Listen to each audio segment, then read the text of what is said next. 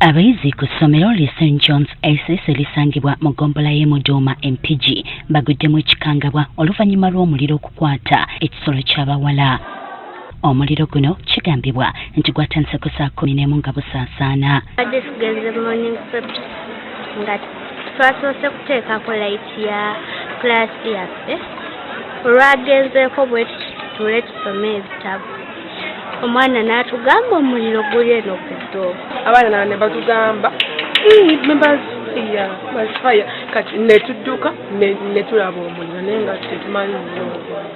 Francis Kibirige nga yakulira essomero lino ategeezezza ng'abayizi bonna bwe bali mu mbeera ennungi. Baza omukama abayizi baffe bonna balamu teri afunye buvune bonna. Tulina omulimu ogw'okuzaawo ekisulo ate n'abamu ku bayizi ebintu byabwe ebyonoonebwa naye nga bwe tumaliriza ekyo tujja kutambula bulungi. Wabula ebintu byabwe byonna byasanyiziddwawo.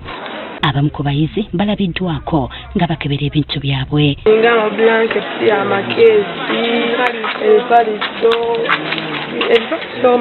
baaga, amabaketi, bidomola byagenze.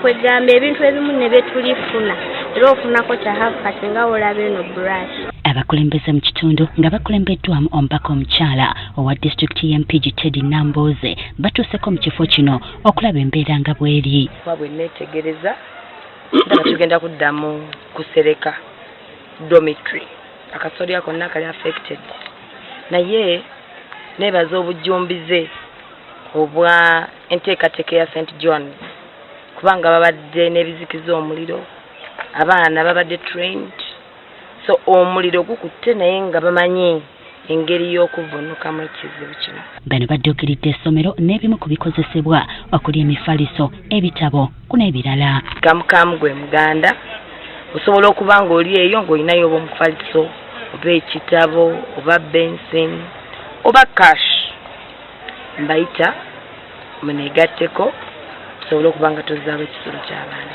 Abaddukanya essomero lino basiimye obuyambi obubaweereddwa. The mattresses offered and the books, scholastic material, the scholastic materials will all be, they all come in handy. We thank you and we continue to pray. Our parents, I think, should be well strengthened that we shall be okay because of gestures like this.